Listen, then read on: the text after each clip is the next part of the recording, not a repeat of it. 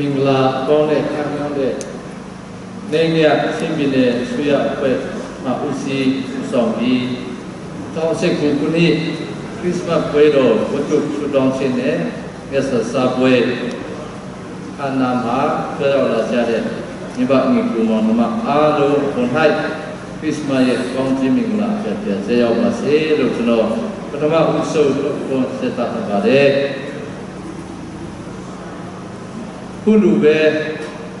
ခရစ်စမတ်ပွဲတော်အခါသမယမှာကျွန်တော်ယတနာဝင်ခတ်ဖို့ရအတွက်ပိတ်ခါကောင်းများပြင်ဆင်ပေးတဲ့တရားသခင်ရဲ့နာမတော်ကိုဦးစွာချီးမွမ်းပါတယ်ခုနေ့ဒီစွာပဲခုလို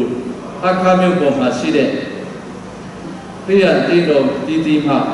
တေဥ္စာများနဲ့သူမိတ္တဟာယဖွဲ့ပြီးတော့တူတူကခရစ်စမတ်မြတ်စာသုံးဆောင်ဖို့ရနဲ့ဝတ်ပြုဖို့ရစီစဉ်တဲ့ရှင်းပြည်နယ်ဆွေရအဖွဲ့ဝန်ကြီးချုပ်နဲ့လူဆွေရအဖွဲ့ဝင်ဝန်ကြီးများဌာနဆိုင်ရာစီကေများရှင်းပြည်နယ်လွှတ်တော်ဥက္ကဋ္ဌနဲ့လွှတ်တော်ကိုယ်စားလှယ်များဌာနဆိုင်ရာစီကေများနဲ့ဒီကကြောရောက်လာကြတဲ့ဒီပါငကူတော်များပေါ်၌လည်းအထူးကျေးဇူးတင်စီကြောင်းထပ်လောင်းပြီးတော့ကျွန်တော်ပေါ်ပြပြပါတယ်နောက်ဆုံးအနေနဲ့ကျွန်တော်ဒီကကျွန်တော်ကိုဖွင့်အခါပြင်ဆင်ပေးတဲ့နော်ရဲ့ဓမ္မအမှုတော်ဆောင်လုပ်ဖို့ဆောင်ဖက်များပေါ်၌လည်းအခုကျေးဇူးတင်စီကြောင်းပေါ်ပြလိုပါတယ်ကျွန်တော်ဒီကနဲ့အားလုံးပေါ်အားစုဖို့ရအတွက်ပြည့်စုံထားတဲ့ကျမ်းပိုက်တစ်ပိုက်အပ်ပါမယ်ရှင်လုကာခရစ်ဝင်ခန်းကြီး3ခန်းငယ်4ကနေစဖတ်မှာဖြစ်ပါတယ်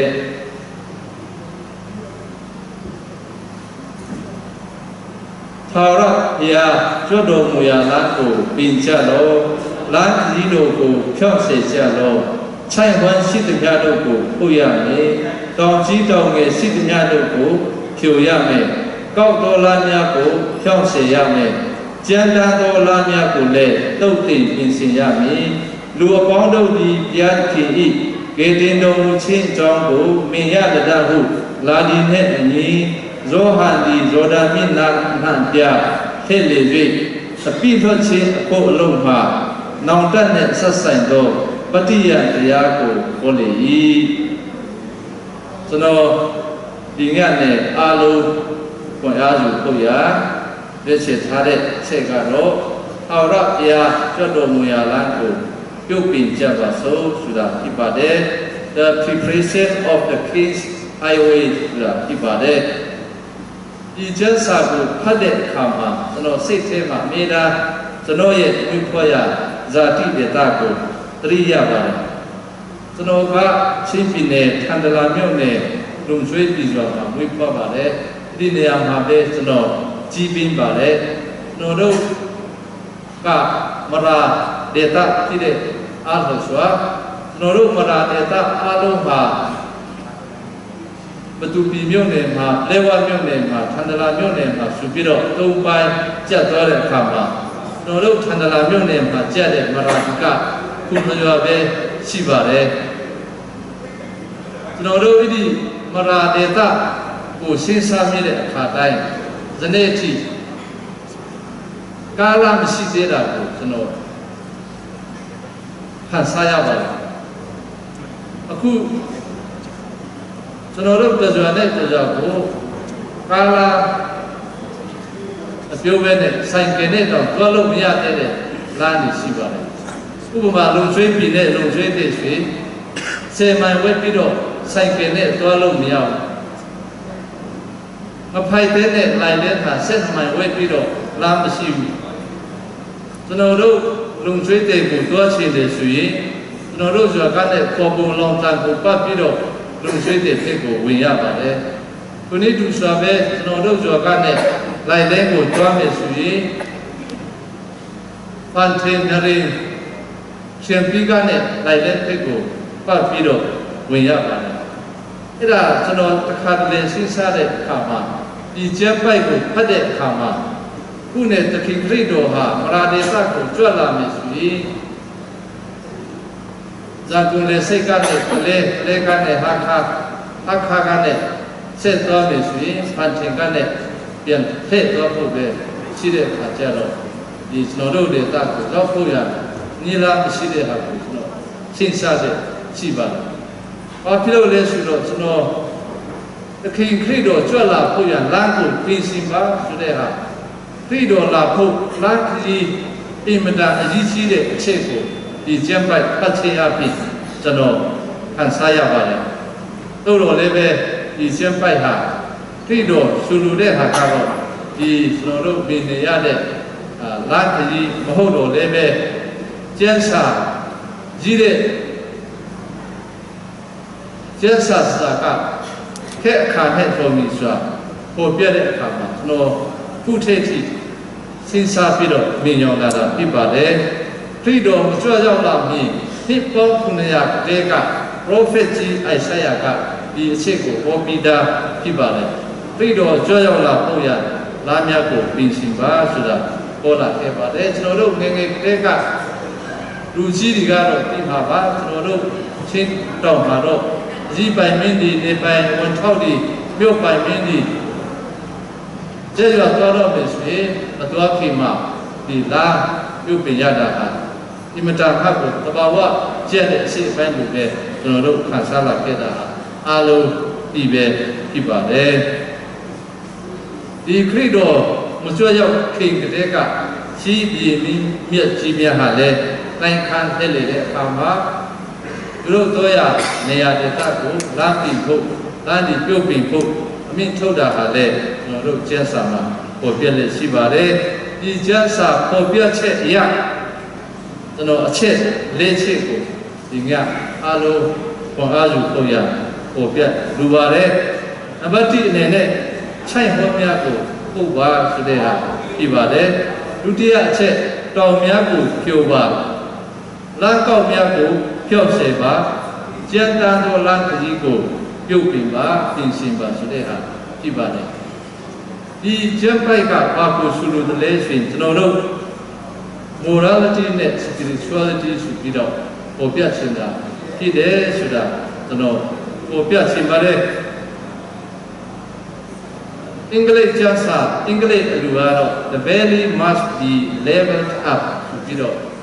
ခြိုက်ဟောများကိုလေဖုတ်ရမယ် level လုပ်ရမယ်ဆိုတာပေါ်ပြထားပါတယ်ဒီအချက်မှာခြိုက်ဟောဆိုတာကျွန်တော်ပါလေလို့ကျမ်းစာဖတ်မှပဲနားလည်ရပါတယ်ကျွန်တော်တို့အားလုံးနားလည်နိုင်ဖို့ရပေါ်ပြမယ်ဆိုရင်စိတ်ထဲမှာခြိုက်ဟောလို့ဖြစ်နေတဲ့အခါလူမှုအရာ၌လင်းကျနေခြင်းအောက်တန်းချက်ခြင်းစေတမျိုးကိုခြိုက်ဟောလို့ကျမ်းစာကပေါ်ပြပါတယ်ကျွန်တော်တို့သာဝတ္တရားများကိုအကောင်းမလုပ်ခြင်းချင်းလှုပ်ဆောင်တဲ့စိတ်ဓာတ်မပါခြင်းမရှိခြင်းမိမိရဲ့အလုပ်တာဝန်ကိုဂရုမစိုက်ခြင်းအများပြည်သူအတွက်မစင်ရှားနိုင်ခြင်း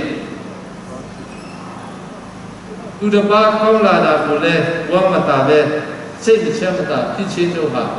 level up လုပ်ရမယ်ကျွန်တော်တို့စိတ်ထဲမှာနှင်းကျနေတဲ့ခြိုက်ဝန်းနေပြပါပဲခုနေ့သူဆိုပဲတောင်များကိုဖြိုပါလို့ကျမ်းစာကပြောတဲ့အခါမှာကျွန်တော်တို့စိတ်ထဲမှာဘာကိုဖြိုရမလဲဆိုတာကျွန်တော်တို့နားလည်ဖို့လိုပါတယ် mountain must be leveled down လို့ဒီထားပါတယ်ကျွန်တော်တို့ level down လုပ်ရမှာဖြစ်ပါတယ်ဘာဒီကိုကျွန်တော်တို့စိတ်ထဲမှာတောင်ကြီးလူဖြစ်နေတယ်ဟုတ်မောက်ပြီးတော့မိမနဲ့လည်းရှင်တော့ကျွန်တော်တို့စိတ်ထဲ၌စမတာဝါကြွချင်းစိတ်ကြီးဝင်ချင်းသင်ပေါ်ကြကြလူစိတ်မြတ်ပြတ်နေစဉ်လို့ပါကျွန်တော်တို့ရဲ့စိတ်ထဲမှာမိနေတဲ့တောင်းတဖြစ်ပါတယ်အဲ့ဒါဒီကိုကျွန်တော်တို့ပြည့်တော့ကြောက်ရောက်လာရတဲ့ပြင်ဆင်ထားဖို့ကျမ်းစာကကျွန်တော်တို့ကိုပေါ်ပြထားတာဖြစ်ပါတယ်နံပါတ်3လမ်းကောက်များကိုဖြောင်းပါဆိုပြီးတော့ပေါ်ပြထားပါတယ် crooked places must be straightened ဆိုတာပေါ်ပြထားပါတယ် crooked ဆိုတာအလုံးသိပါတယ်ကျွန်တော်တို့မယူမဖြောင်းချင်းကလေးကချစ်ချစ်ချင်းဖြစ်ပါတယ်အဲ့ဒီနေရာတွေကိုကျွန်တော်တို့ပြင်ဆင်ရမှာဖြစ်ပါတယ်ကျွန်တော်တို့စိတ်ထဲ၌ရှိနေတော့အကတိတရားများကျွန်တော်တို့အချင်းချင်းမနာလိုဝန်လူ မုန်းတီးချေလောဘမောဟမြတ်ပြချင်းတို့ကကျွန်တော်တို့ပဲပောက်ကွေ့နေတဲ့လမ်းခရီးတွေဖြစ်ပါတယ်။ဒါတွေကိုကျွန်တော်တို့ဖြောက်ကန်းအောင်လှုပ်ဆောင်ရမှာဖြစ်ပါတယ်။နံပါတ်4အနေနဲ့ကျွန်တော်တို့ကျန်းတဲ့လမ်းခရီးတွေကိုပြုပြင်ပြင်ဆင်ရမှာဖြစ်ပါတယ်။ The pages must be smoothed အားလုံးချုံးအောင်ပြုလုပ်ရမှာဖြစ်ပါတယ်။အဲ့ဒါတွေကကျွန်တော်တို့ရဲ့ယုံကြည်မှုပုံမှာစိတ်ထဲမှာကြံစည်နေတဲ့အရာတွေထဲမှာရှိတတ်တဲ့အရာတွေဖြစ်ပါတယ်။ဥပမာအားဖြင့်ဘုရားဓမ္မမဟုတ်အထွတ်အမြတ်ဘာသာတရားအရာအထွတ်အမြတ်ထားတဲ့နေရာအရာဝတ္ထုတို့ကိုမလေးမစား